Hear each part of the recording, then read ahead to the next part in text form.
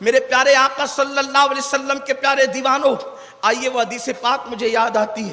اللہ کے رسول علیہ السلام کے دور میں، توجہ سننا، اللہ کے رسول کے دور میں ایک شخص ہیں، بلکہ صحابی ہیں، اور ایسا صحابی جو کثرت سے صدقہ دیتے ہیں، کثرت سے نمازیں پڑھتے ہیں۔ وہ صحابہ میں اتنے نیک ہیں کہ وہ کثرت سے صدقہ دیتے ہیں، حدیث میں آیا ہے، کثرت سے صدقہ دیتے ہیں، کثرت سے نمازیں پڑھتے ہیں۔ ان کا نام علقمہ ہے۔ علقمہ، ان کی روح نکلنے والی ہے۔ اللہ کے رسول کے پاس کوئی آ کر کہتا ہے یا رسول اللہ وہ علقمہ کی روح نکلنے والی ہے۔ سرکار نے کہا بلال، صہیب اور سلمان تم تینوں جاؤ اور اس کو کلمے کی تلقین کرو کہ کلمہ پڑھتے پڑھتے دنیا سے جائے۔ تینوں پہنچے، کہا کلمہ پڑھ، تو کلمہ ان کی زبان پہ نہیں آ رہا۔ جو عورتیں اپنے شوہر کو ماں سے جدا کرتی ہیں، کیا وہ چاہتی ہیں کہ ان کا شوہر کلمے کے بغیر دنیا سے جائے؟ شوہر کو تم نے یہی صلہ دیا ہے شوہر ہونے کا۔ صرف ایک بڑھیا کو پالنے کی بات ہے عزت کے ساتھ، ایک بوڑھے کو پالنے کی بات ہے عزت کے ساتھ، وہ بھی ہم سے نہیں ہوتی۔ اور پھر کیوں پالنا ہے؟ کیونکہ انہوں نے ہمیں پالا ہے، انہوں نے ہمیں پالا ہے۔ یہ وہ لوگ ہیں جن کے چہرے پہ نگاہ اٹھتی ہے تو مقبول حج کا ثواب ملتا ہے۔ اللہ کے رسول فرماتے ہیں جس کو یہ پسند ہو کہ اللہ اس کی عمر لمبی کرے اور اس کے رزق میں برکت عطا کرے، وہ چاہے کہ اپنے ماں باپ کے ساتھ اس نے سلوک کرے۔ جو ماں باپ کے ساتھ اس نے سلوک کرے، اللہ اس کی عمر لمبی کرتا ہے اور اس کے رزق میں برکت دیتا ہے، اس کو کبھی محتاج نہیں کرتا زمانے کا۔ یہ بزرگوں کے احترام پر یہ صلہ ہے، ماں باپ کے احترام پر یہ صلہ ہے۔ بلکہ قرآن تو کہتا ہے ماں باپ کے ساتھ اس طرح پیش آؤ، فَلَا تَقُلْ لَهُمَا اوف، ان کے سامنے اوف یعنی ہوں بھی مت کہو۔ ماں باپ کے سامنے ہوں کہنا بھی جائز نہیں۔ اس کی تفسیر میں عبداللہ ابن عباس لکھتے ہیں کہ اللہ کے رسول نے فرمایا اگر اوف سے بھی اور کم اور ہلکا تکلیف دینے والا کوئی لفظ ہوتا تو اللہ اس کا تذکرہ کرتا، لیکن اوف سے زیادہ ہلکا کوئی لفظ نہیں ہے۔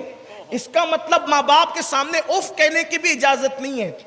اور ماں باپ کے سامنے جب بیٹھو تو ایسی عاجزی سے بیٹھو جیسے کوئی غلام اپنے آقا کے سامنے بیٹھا ہے۔ ارے جس کے یہاں لوم چلاتے ہو اس کی تو چاپلوسی کرتے ہو، اور ماں باپ کے سامنے سینہ تان کر آستینیں کھول کر کھڑے رہتے ہو۔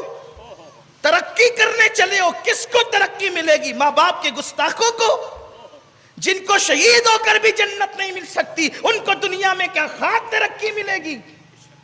ترقی کا اسی کا مقدر ہے جس کے دامن میں ماں باپ کی دعا ہے۔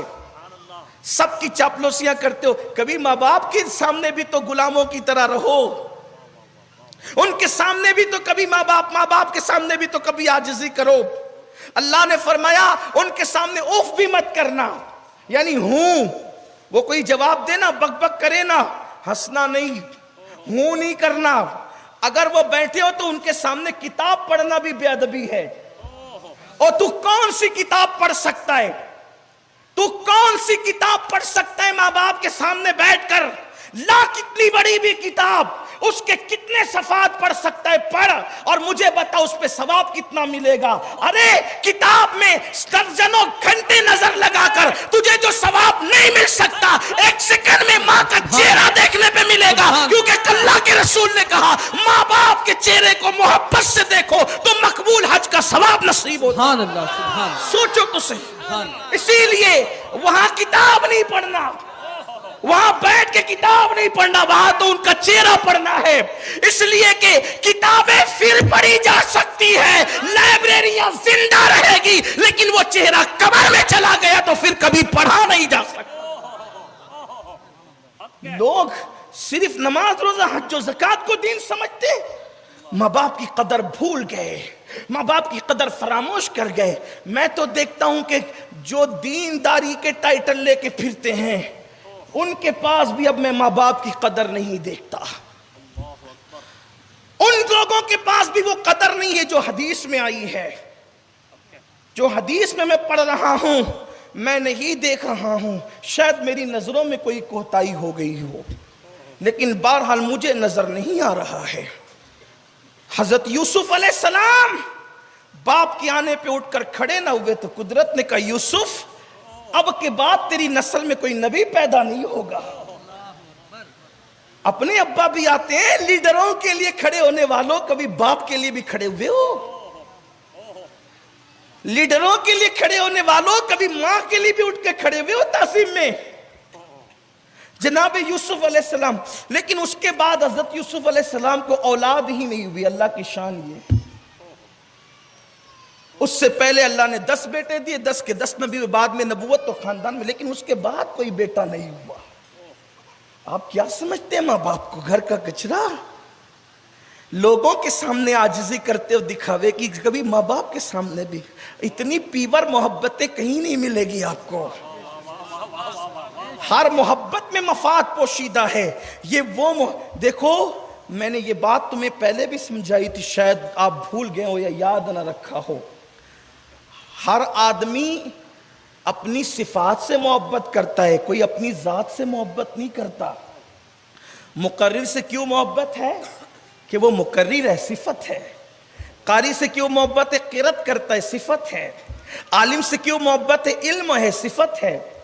اپنی ذات سے کوئی محبت نہیں کرتا. مطلب اگر یہ ذات سے محبت کرتے تو جب ننگے گھومتے تھے تب انہوں نے محبت کیوں نہ کی؟ کھڑے پیشاب کرتے تھے بستر میں تب انہوں نے محبت کیوں نہ کی؟ تب تو لوگ نفرت کرتے تھے, ناک بند کرتے تھے بدبو دیکھ کر. لیکن اس وقت تو جب ہم جاہل تھے, عالم نہ تھے, قرات کرنا نہ جانتے تھے, ادب نہ جانتے تھے, یعنی اس وقت تو صفات نہیں تھی, صرف ذات تھی. تب کسی نے اپنی جان سے زیادہ پیار کیا تو اسے ماں باپ کہتے ہیں. یہی بات ہے نا, یہ ماں باپ کی شان ہے. ان کی قدر نہیں کرتے آج لوگ. بہرحال دور نہ نکلے بات اختتام کو پہنچتی ہے کہ حضور نے 3 صحابہ کو بھیجا, حضرت سلمان, بلال, صہیب رضوان اللہ تعالی علیہم اجمعین. گئے کلمہ پڑھ, نہیں پڑھ پا رہے تھے کلمہ. کون؟ نبی کے صحابی. روئے زمین پر سب سے افضل ترین مخلوق کا نام ہے صحابی. انبیاء کے بعد ان جیسی مخلوق نہیں ہے. انبیاء کے بعد ان سے بڑی مخلوق انسانوں میں روئے زمین پر نہیں ہے. وہ شان والے لوگ ہیں. لیکن یہ مسلمانوں کے لیے عبرت. بلال حبشی آئے, یا رسول اللہ صلی اللہ علیہ وسلم, علقمہ کثرت سے صدقہ دیتا تھا, نمازیں پڑھتا تھا, روزے رکھتا تھا, بہت نیک تھا, لیکن وہ کلمہ نہیں پڑھ پا رہے. حضور علیہ السلام فرماتے ہیں اس کی امی ہے؟ جی یا رسول اللہ ہے. قاصد کو بھیجا, اگر تم آنا پسند کرو تو میری بارگاہ میں آؤ, اور اگر تمہیں تکلیف ہو تو میں خود آتا ہوں. ان کی ماں لکڑی لے کر کھڑی ہو گئی. کہا میرے مصطفیٰ کریم کا حق یہ ہے کہ ہم اس دربار میں حاضری دیں, اس لیے کہ ان کی بارگاہ کی حاضری سے بڑی عبادت اور کیا ہے. اللہ اکبر.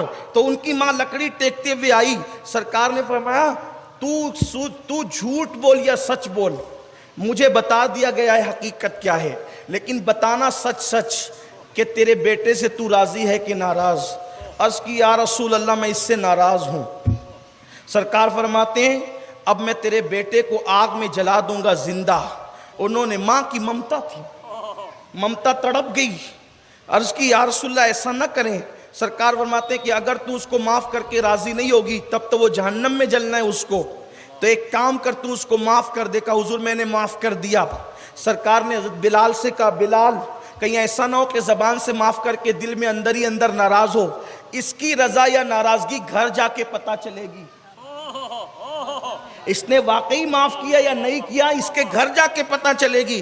جا دیکھ گھر میں کیا حال ہے. جب گئے تو دیکھا کہ علقمہ کلمہ پڑھ رہے ہیں, لا الہ الا اللہ محمد الرسول اللہ, لا الہ الا اللہ محمد الرسول اللہ. علقمہ کلمہ پڑھ رہے, دوڑ کیا یا رسول اللہ وہ تو کلمہ پڑھ رہا ہے. سرکار فرماتے ہیں ماں راضی ہو گئی, اس کی علامت یہ ہے.